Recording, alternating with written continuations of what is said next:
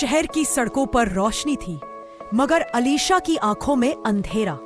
हर दिन की तरह आज भी वह भीड़ में चली जा रही थी, जहां हजारों चेहरे थे, पर एक भी अपना नहीं। एक कॉफी शॉप के कोने में बैठकर वो अपनी डायरी में लिखती, शहर बहुत बड़ा है, पर यहाँ मेरी आवाज कोई नहीं सुनता। फिर एक दिन एक अजनबी ने मुस्कुराकर पूछा, तुम हर दिन यही लिखती हो? अलीशा चौंकी। पहली बार किसी ने पढ़ा था उसकी खामोशी को। उस दिन भीड़ में वो पहली बार अकेली नहीं थी। उस दिन के बाद अनाया हर रोज उस कॉफी शॉप जाती। वो अजनबी अब अजनबी नहीं रहा था। नाम था आरव।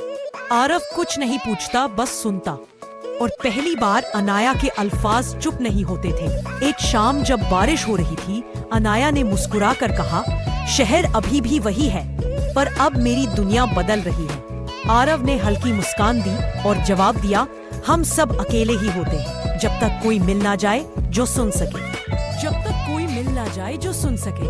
अनाया की आंखों में अब सिर्फ आंसू नहीं थे, वहाँ उम्मीद थी। वक्त बीतता गया। कॉफी शॉप, बारिश, वो हल्की मुस्कानें, सब रूटीन बन चुका था। मगर रूटीन कभी कभी रिश्तों को खा जाता है। एक दिन आरव घंटों लेट आया। अनाया ने कुछ नहीं कहा, बस खामोशी पी ली। धीरे धीरे बातें कम होने लगी। आरव के जवाब छोटे होने लगे और अनाया की डायरी फिर से खुलने लगी। उसने लिखा, क्या मैं फिर से उसी मोड़ पर आ गई हूं? अगली शाम आरव नहीं आया और फिर कई शामें यूं ही बीती। शहर की भीड़ वहीं थी, पर अब अनाया और भी अकेली थी। लेकिन इस बार वो टूटी नहीं। उसने खुद को थाम लिया, क्योंकि अब वो जान चुकी थी, सुनने वाले लोग आते जाते हैं, पर खुद को समझने वाला एक ही होता है, हम खुद। कई हफ्तों बाद कॉफी शॉप का दरवाजा फिर से खुला। अनाया अपनी डायरी बंद करने ही वाली थी कि सामने आरव खड़ा था, भीगा हुआ, थका हुआ, मगर आंखों में वही सच्चाई। माफ करना अनाया, मैं खो गया था, पर सबसे ज्यादा खुद से। पर तुम्हारे बिना मेरी हर भीड़ अधूरी थी। अनाया कुछ देर चुप रही, फिर मुस्कुरा दी।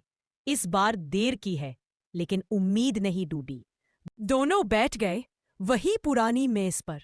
कॉफी की खामोशी अब बातचीत में बदल चुकी थी। बाहर अब भी बारिश हो रही थी, मगर अंदर दिलों में धूप थी।